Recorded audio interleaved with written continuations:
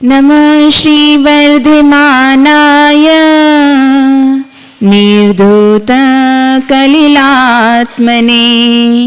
सालोकानां त्रिलोकानां यद्विद्यादर्पणायते।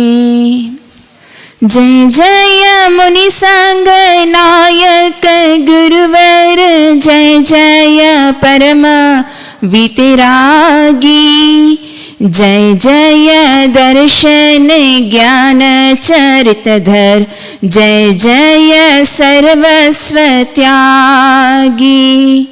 जय जय वर्धमान सागर गुरुवर, करते सुरगण सेवा, जय जय चरण कमल नित वंदित, जयवंतो गुरुदेवा, जयवंतो गुरुदेवा। जय बोलो चिंतामणि पार्श्वनाथ भगवान शांति सागर जी महाराज की। परम पूज्य वात्सल्यवर्धी पंचम पट्टाधीश आचार्य गुरुवर श्री वर्धमान सागर जी महाराज की। श्रीमद् जैन धर्म की। बोले आचार्य संघ की जय।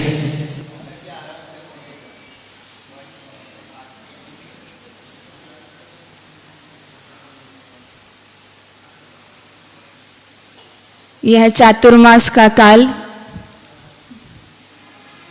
जिसमें अनेक उत्सव, अनेक पर्व, अनेक अनुष्ठान आप सभी लोगों ने संपन्न किए। कहते हैं हर दिन नया होता है, हर दिन अच्छा होता है, और हम लोग अपने जीवन को अच्छा बनाने के लिए यहाँ पर एकत्रित हुए हैं। किस प्रकार से हमारे जीवन में अच्छाइयाँ आए, किस प्रकार से हमारा जीवन अच्छा बने, किस प्रकार से हम अपने जीवन को परिवर्तन कर सके, इन सभी बातों को विचार करने के लिए, इन सभी बातों को अपने जीवन में अपनाने के लिए हम लोग यहाँ पर एकत्रित हुए हैं। एक छोटी सी घटना से अपनी बात प्रारंभ करेंगे। दो मित्र थे और वो दोनों मित्र बड़े संपन्न थे, लेकिन कहते हैं ना, जब कर्म का उदय आता है तो जो हमारे अनुकूल होता है वो भी प्रतिकूल हो जाता है। तो वैसे ही ग्रह का कोई एक ऐसा संयोग आया कि उन दोनों जो मित्र संपन्न थे वे दरिद्र हो गए। जितना भी पैसा था उनके पास वो सब नष्ट हो गया। तो फिर जब भी उनके सामने कोई परिस्थिति आती, वे अपने घर जाते तो उनके बच्चे बोलते, पिताजी हमको ये चाहिए, हमें मिठाई चाहिए, हमें भोजन चाहिए, लेकिन उनके पास पैसा नहीं होता। तो दोनों ही मित्र बड़े परेशान रहने लगे। जब भी एक दूसरे से मिलते, बात करते, पूछते तो एक दूसरे को अपनी स्थिति बताते और अपना दुख कहते। जब व्यक्ति दुखी होता है तो मन में कई प्रकार के विचार आते हैं। तो उन दोनों मित्रों के मन में भी एक विचार आया, क्यों ना हम अपना जीवन समाप्त कर दें। क्योंकि जब रास्ता नहीं मिलता है तो एक ही रास्ता दिखता है, बस हम अपना जीवन समाप्त कर दें, उसके आगे क्या होगा, पीछे क्या होगा, कुछ भी नहीं विचार करते। तो उन दोनों मित्रों के मन में भी एक ऐसा ही विचार आया। वो दोनों मित्र बिना घर वालों को बताए हुए एक एकांत स्थान में चले गए। एक कुएं के पास खड़े हो गए और सोचा कि अब तो इसमें कूद करके अपनी जान दे ही दे।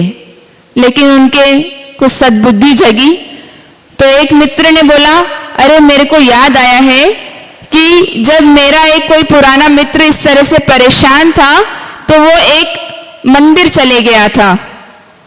तो यहाँ से भी 3-4 किलोमीटर की दूरी पर एक आशा पूर्ति देवी का मंदिर है।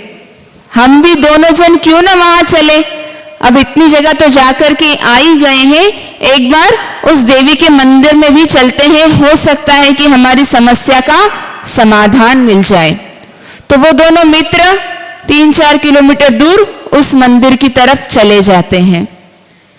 जैसे ही वे मंदिर पहुंचते हैं, नमस्कार करते हैं, तो ये सिर्फ एक दृष्टांत है, तो वो देवी समझ जाती है, उनके मन की बात जान जाती है कि इसमें से कौन भव्य है और कौन अभव्य है, मतलब किसका समय अच्छा आने वाला है और किसका समय अच्छा नहीं है। तो वो दोनों पूछते हैं, मतलब वो देवी पूछती है उन दोनों से कि क्या बात है, तुम क्यों आए हो। तो उन्होंने अपना सारी कहानी सुनाई कि हम इसलिए आए हैं, हमारे पास जितना भी पैसा था वो सब नष्ट हो गया, हम दरिद्र बन गए, इस तरह से अनेक बातें। तो देवी ने जान लिया कि एक का समय तो अच्छा आने वाला है, लेकिन एक का थोड़ा समय लगेगा। तो उसने एक उपाय बताया, ठीक है, मैं तुम्हारी भक्ति से प्रसन्न होती हूं और तुम्हें ले जाकर के एक रत्न द्वीप में छोड़ देती हूं। कहां पर? रत्न द्वीप में। उन दोनों मित्रों को ले जाकर के विमान में बिठाया और वहां जाकर के छोड़ दिया और कहा 3 घंटे का तुम्हारे पास समय है, जितना हो सके उतने रत्न लूट लेना, जितना भी खोज सको रत्नों को खोज लेना और पोटली में बांध करके इकट्ठे कर लेना। दोनों मित्रों को रत्नद्वीप में उतार दिया और वो देवी वहां से चली गई। अब क्या हुआ, जो एक मित्र था वो तो एकदम, जिसका समय अच्छा आने वाला था वो तो सचेत था, लेकिन एक दूसरा मित्र क्या हुआ, वहां जाकर इतना आराम कहाँ मिलेगा, सो गया। तो उसके मित्र ने बोला, ये तुम क्या कर रहे हो, अभी तो हमें यहाँ देवी ने इस रत्नपुर में भेजा है कि जितने रत्न हो सके हम लोग इकट्ठे कर लें, हम माला माल हो जाएंगे, धनवान बन जाएंगे। बोले नहीं, मुझे तो अभी नींद आ रही है। बोले भैया 3 घंटे के बाद सो लेना, अभी क्यों सो रहे हो। बोले नहीं, मुझे तो अभी आराम करने दो, तुम जाओ और रत्न खोज करके ले आओ। तो वो तो सो गया और जो एक दूसरा उसका मित्र था वो गया और उसने सब तरफ, चारों तरफ से खोजबीन करके बहुत सारे रत्न इकट्ठे कर लिए। अब क्या हुआ, 3 घंटे समाप्त हो गए, दूसरा मित्र की भी नींद खुल गई। अब उससे लगा, अरे ये क्या हुआ। तो बोले 10 मिनट और रुक जाओ, 1 घंटा और रुक जाओ। बोलने लगा उसके मित्र को, उतनी देर में वो देवी भी वहां पर आ गई और कहा अब तो समय आपका पूरा हो गया है। तो अब कहने का आप लोग तात्पर्य समझ ही गए होंगे, जिसकी भवितव्यता अच्छी होती है, जिसका भाग्य अच्छा होता है, उसे सब कुछ मिल जाता है, लेकिन उसने उस समय का सदुपयोग नहीं किया। जब उसे एक मौका मिला कि हाँ तुम रत्नद्वीप में तुम्हारे को उतार रहे हैं और तुम वहां से रत्न इकट्ठे कर लो, उसे नहीं उसका भाग्य जगा। उसी प्रकार ये पारसोला वाले भी हैं। क्या हुआ, 4 महीने मिले आप लोगों को चातुर्मास के कि खूब आचार्य श्री की भक्ति कर लो, खूब स्वाध्याय में आओ, धर्म अध्ययन करो, शिक्षा प्राप्त करो, बहुत सारा मौका मिला। लेकिन आप लोगों ने क्या सोचा, अभी तो 1 महीना ही हुआ है, 2 महीने ही हुए हैं, फिर शताब्दी महोत्सव का कार्यक्रम आ गया, बीच में 10 लक्षण महापर्व आ गए, अभी तो दिवाली तक बहुत समय है, तब हम जाकर के धर्म श्रवण कर लेंगे, आचार्य महाराज से ज्ञान प्राप्त कर लेंगे। अब आप लोग ही बताइए कि अब कितना समय बचा है, हाँ कितना समय और बचा है चातुर्मास पूर्ण होने में। कितने रत्नों को आपने एकत्रित किया अपनी झोली में, कितने अंशों को आपने अपने जीवन में उतारा, कितनी अच्छी बातों को अपने जीवन में उतार करके हमारे जीवन को अच्छा बनाने का पुरुषार्थ किया। विचार करिएगा, ये हम सभी के जीवन की स्थिति है। हमें जो मिलता है सहजता से हम उसे स्वीकार नहीं कर पाते, लेकिन ये मानव जीवन, ये मनुष्य पर्याय बड़ी ही दुर्लभता से हमें प्राप्त हुई है। ये मत समझना कि आज हमें मनुष्य जन्म मिल गया है, अगला भाव भी हमारा अच्छा ही होने वाला है, कोई गारंटी नहीं है। जैसा आज हमें मिल रहा है वो पुराने पुण्य का फल है, और आज हम जो कर्म करेंगे वो हमारे आने वाले भविष्य को तय करेगा कि आपका भविष्य किस प्रकार से बनने वाला है। तो कहा है प्रमादी मत बनो। क्या मत बनो? प्रमादी मत बनो, जितना अवसर मिल रहा है उसका उपयोग करो। जितने क्षण हमें गुरु सानिध्य की प्राप्त हो रहे हैं, एक एक क्षण का सदुपयोग करो। अभी हम सभी ने बड़े ही उत्साह, उमंग और उल्लास के साथ परम पूज्य चारित्र चक्रवर्ती आचार्य श्री शांति सागर जी महाराज जी का आचार्य पद प्रतिष्ठापना शताब्दी वर्ष महोत्सव को मनाया। आचार्य श्री के आचार्य पद को 100 वर्ष पूर्ण हो गए। हम लोगों ने क्या पाया? 3 दिन में हमने उन महामना आचार्य के जीवन को सुना, समझा, देखा, तो उनसे क्या शिक्षा प्राप्त करी? क्या उनसे हमने संयम धारण किया? क्या उनसे ऐसी बात सीखी जिससे हमारे जीवन में भी परिवर्तन आए? लिया आप लोगों ने कोई नियम, कोई संकल्प में बंधे हैं आप लोग? इतना तो उनका जीवन चरित्र सुना, बहुत सारी बातें सुनी। वो बहुत परिचय जयी थे, उपसर्ग विजेता थे, कष्ट सहिष्णु थे और महानायक थे, चारित्र के सम्राट थे, चारित्र के चक्रवर्ती थे। अनेक अनेक उपाधि और उपमाओं से हमने उनको अलंकृत किया। जो उनके अंदर गुण थे उन्हें हमें समझा, लेकिन हमने अपने जीवन में क्या इन सबको देख करके, सुन करके कुछ भी परिवर्तन लाए? बताओ, 1-2 जन भी हाथ खड़े करो तो माने कि कुछ तो नियम लिया होगा। कितनी बार आचार्य श्री ने मन से वो किया? हाँ, तो सभी लोगों ने एकासन व्रत का नियम लिया कि हम लोग 36 एकासन करेंगे आचार्य परमेश्वरी के मूल गुण स्वरूप। तो कहने की बात इतनी सी है कि हमारे जीवन में परिवर्तन आना चाहिए। अब एक प्रश्न उठता है कि आत्मा शरीर के बंधन में क्यों आती है, उसका कारण क्या है? ये तो हम सभी को पता है कि शरीर अलग है, आत्मा अलग है। पता सबको है, मानते नहीं है, बात अलग है, लेकिन शरीर अलग है और आत्मा अलग है। तो इसका समाधान आचार्य देव ने दिया। कषाय की प्रबलता के कारण आत्मा एक जन्म के बाद दूसरी देह को धारण करती है और ये संसार चक्र चलता रहता है। हमारे मन में प्रश्न उपस्थित हो सकता है कि आज तो हम मनुष्य पर्याय मिली है, इसके बाद हमें जन्म होगा तो क्या ये आत्मा ही वहीं जाएगी? शरीर तो यही रहने वाला है, तो ये आत्मा ही अगली पर्याय में उत्पन्न होगी, उसको नया शरीर मिल जाएगा। तो ये सब किस कारण से होता है? तो कषायों की प्रबलता के कारण। जिस प्रकार से हमारी कषाय होती है उसी के अनुरूप हमारे अगले जन्म का निर्धारण होता है। हमने क्रोध कषाय करी, मान कषाय करी, माया कषाय करी, लोभ कषाय, ये 4 प्रकार की कषाय होती है। तो जिस कषाय का हमारे जीवन में अधिक अनुभाग रहेगा उसी के ही अकॉर्डिंग हमारी अगली गति का निर्णय होगा कि आपको इस पर्याय में जन्म लेना है। बोलते ना, ज्यादा गुस्सा मत करो नहीं तो नरक गति जाना पड़ेगा, ज्यादा मायाचारी करेंगे तो स्त्री पर्याय मिलेगी और तिर्यंश गति का भी बंद होगा, और अधिक मान करेंगे तो फिर हमारी नरक गति के भी द्वार खुलेंगे, लोभ करेंगे तो ये सब कषाय हमें संसार में ही घुमाने वाली है। अब इन कषायों को एक और बात कही कि कषाय से अनुरंजित परिणामों को लेश्या कहते हैं। जानते हैं आप लोग लेश्या किसे बोलते हैं? हाँ, तो कषाय से अनुरंजित जो हमारे परिणाम होते हैं उसे लेश्या कहते हैं। लेश्या 6 प्रकार की होती है। लेश्या 6 प्रकार की होती है। कृष्ण, नील, कापोत, पीत, पद्म, शुक्ल।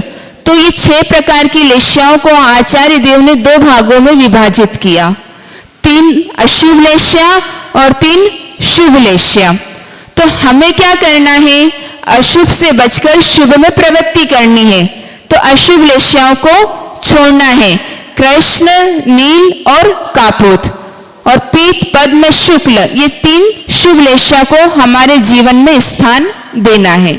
अब सोचेंगे कैसे स्थान गए, क्या इनको हम लोग अपने मन में बसाना पड़ेगा? नहीं, ये सब परिणामों के ऊपर है। आपके परिणाम किस प्रकार के हैं, आप किस प्रकार के विचार करते हैं, वो ही लेशा बन जाती है। अगर हमारे मन में संसार में रहने वाले प्रत्येक प्राणी के प्रति दया का भाव है, करुणा का भाव है, मैत्री का भाव है, तो ये सब शुभ लेशा के परिणाम है। अब हमें विचार करना है कि हमें कितनी जल्दी क्रोध आता है, कितनी जल्दी हम लोग मान कषाय में बंध जाते हैं, कितने सेकंडों में हमारी मायाचारी हो जाती है, और लोभ का तो कोई ठिकाना ही नहीं है, जितना आए उतना कम। बोलते हैं थोड़ा परिग्रह कम करो, तो फिर क्या, अभी नहीं बाद में काम आएगा, तो हम लोग इकट्ठा करते ही चले जाते हैं। अभी एक महापर्व आने वाला है, तो उस समय अपन क्या करते हैं, अपन चर्चा करें थोड़ी सी कि एक बड़ा महापर्व आने वाला है जो जैन धर्म में मान्य है और लोक में भी मान्य है। कौन सा पर्व आ रहा है? हाँ, दीपावली। और आप लोग क्या करते हैं दीपावली पर? हाँ, घर की सफाई करते और कुछ नहीं करते? यही दीपावली पर्व का अर्थ है क्या, कि साल भर में जितना कूड़ा कचरा इकट्ठा किया, जब दीपावली आए तो साफ सफाई करके उन्हें घर से बाहर निकाल दे या घर की छत पे रखवा दे? यही करते हैं क्या? नहीं, हमें जानना चाहिए कि दीपावली पर्व को हम अपने जीवन में किस प्रकार से मनाएं। एक इन्होंने तो बोल दिया कि हम सफाई करके मनाते हैं, अब आप किस तरह से मनाते हो पंडित जी? हाँ, बताओ दीपावली कैसे मनाते हो आप? ये बोल रहे मैं निर्वाण लाडू चढ़ा करके मनाते हैं। और कोई बताओ, और कैसे मनाते हैं दीपावली पर्व? हाँ, महावीर भगवान की पूजन करते हैं। क्यों करते हैं महावीर भगवान की पूजा? तो भगवान महावीर को मोक्ष हुआ अमावस के दिन, इसलिए हम लोग दीपावली, तो ये तो बात की बात है, लेकिन दीपावली पर्व बहुत पहले से है। क्यों? क्योंकि श्री राम भगवान वनवास से वापस अयोध्या लौटे थे, और भगवान राम कौन से समय के हैं? मुनि सुव्रतनाथ भगवान के काल से हैं। तो भगवान महावीर का निर्वाण तो बाद में हुआ, इसके पहले से ही दीपावली पर्व मनाया जाता है। तो जब वो वनवास से लौटे थे तो सभी लोगों ने घरों में दीपक जलाए थे, खुशियां मनाई थी, मिठाइयां बांटी थी। तो इस प्रकार से ये लोक व्यवहार में भी दीपावली पर्व मनाया जाता है।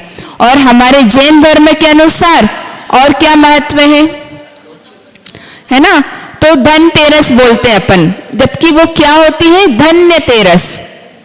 उस दिन भगवान महावीर ने समवशरण को अंतिम बार समवशरण में दिव्य ध्वनि दी थी, उसके बाद योग निरोध करके केवल ज्ञान प्राप्त कर लिया था। तो उस दिन सौधर्म इंद्र बड़ा ही खुश हुआ, बड़ा ही भक्ति भाव से भर गया, और उसने रत्नों की वर्षा करी। सभी को बहुत सारे रत्न बांटे, लोगों ने एकत्रित कर लिए। तो हम लोग भी क्या, धनतेरस आती है तो सोना चांदी खरीदे, बर्तन खरीदे, धन खरीदे, धन से मतलब इस तरह से मनाते। लेकिन उसका अभिप्राय ये था कि उस दिन सौधर्म इंद्र ने बहुत सारे रत्नों की वर्षा करके पूरी प्रजा को सुख में बना दिया था, क्योंकि भगवान महावीर का केवल ज्ञान हुआ था। तो इस प्रकार से ये धन्यतेरस कही जाती है, धनतेरस नहीं होती है। और गौतम स्वामी, कौन थे गौतम स्वामी? हाँ, गणधर थे, भगवान महावीर के गणधर थे। तो उनको उस दिन क्या हुआ था? केवल ज्ञान की प्राप्ति हुई थी, शाम के समय, गोधूली की बेला के समय। तो सुबह तो भगवान महावीर ने निर्वाण प्राप्त किया, और शाम को गौतम गणधर भगवान को केवल ज्ञान प्राप्त हुआ। तो जब हमारे जीवन में अंधकार आता है, उसको हटाने के लिए हम लोग दीपक जलाते हैं। तो ये भी कौन सा? केवल ज्ञान रूपी प्रकाश है ना। हम लोग मोह अंधकार से भगवान जो गौतम गंधर्व थे वो भी मोह के अंधकार से संपन्न थे, लेकिन उनके जीवन में केवल ज्ञान रूपी प्रकाश प्रकटित हुआ, इसीलिए उनकी उस दिन पूजन करी जाती है। केवल ज्ञान लक्ष्मी की पूजन करते हैं, धन रूपी लक्ष्मी की नहीं पूजा करना चाहिए। अभी तक हम लोग सब क्या वो करते हैं, लेकिन केवल ज्ञान रूपी उस दिन लक्ष्मी की पूजन करनी चाहिए। तो इस प्रकार से ये पर्व आ रहा है, इसकी उपयोगिता समझनी चाहिए। भगवान महावीर ने निर्वाण प्राप्त किया, तो हम लोग सुबह प्रातः काल भगवान महावीर के अभिषेक पूजन करें, उनको निर्वाण लाडू मोदक समर्पित करें। अब मोदक क्यों चढ़ाया जाता है? मोदक मतलब हाँ, मोदक का अर्थ क्या हुआ? प्रसन्नता। तो हमें बहुत खुशी हुई कि आज के दिन हमारे अंतिम तीर्थंकर भगवान महावीर को मोक्ष प्राप्त हुआ, तो हम उसके स्वरूप उन्हें मोदक चढ़ाते हैं। तो इस प्रकार से ये महापर्व आने वाला है, तो हम यथार्थ में उसका स्वरूप समझे। सिर्फ ऐसा ही नहीं जो लोक व्यवहार में चलता है वैसा ही करें। और और क्या करते हैं दीपावली के दिन? आप लोग वैसे करते हैं या नहीं करते पता नहीं, कोई कोई तो करता ही होगा। हाँ, पंडित जी ने बता दिया, इन्होंने बहुत किया है। क्या करते हैं? फटाके हाँ फोड़े तो सभी ने है अपने जीवन में, अब भले से नहीं फोड़ते होंगे, लेकिन ये सबसे बड़ी गलत चीज है। क्या भगवान महावीर ने अहिंसा का संदेश दिया और उसके बाद मोक्ष गए, और हम लोग उनके निर्वाण होने पर हिंसा करके उन्हें याद कर रहे हैं, ये सही है? कितने सारे जीवों का घात होता है, कितने सारे जीव अकाल में मरण को प्राप्त हो जाते हैं। विचार किया आपने? हम लोग ऐसे बड़े बड़े फटाके फोड़ते हैं, हिंसा करते हैं, ऐसा लगता है ऐसी आतिशबाजियां होती है, उसमें फटाके नहीं पैसे ही जल रहे हैं। कितने सारे नुकसान है उससे। तो आप सभी लोगों का, बच्चे तो आए नहीं है, लेकिन आप लोगों का नियम है कि अपने घर में बच्चों को फटाके नहीं ला करके देंगे, और सभी जन अपने बच्चों को यहाँ आचार्य श्री के पास लेकर के आएंगे और उन्हें नियम दिलवाएंगे कि इस वर्ष वे कोई भी बच्चे फटाके नहीं फोड़े। तब तो हमारा ये दीपावली पर्व मनाना सार्थक होगा, नहीं तो कोई मतलब नहीं है। और आचार्य श्री का सानिध्य मिला है तो कुछ तो बदलाव आना चाहिए ना। तो फटाके फोड़ने से उन बच्चों को आप लोग समझाइए।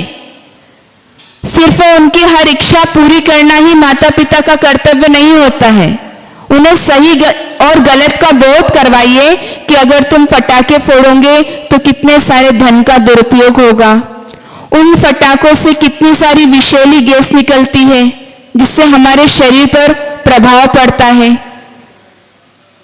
उन फटाकों से कितने सारे एकेंद्रीय से पंचेंद्रीय तक के जीवों का मरण हो जाता है।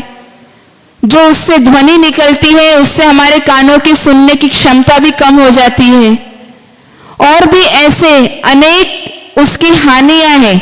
उन बच्चों को बोलो इतने रुपए में हम तुम्हें अच्छे कपड़े ला करके देंगे, अच्छा सामान ला करके देंगे, तो वो बच्चे फटाकों की जिद्दी नहीं करेंगे।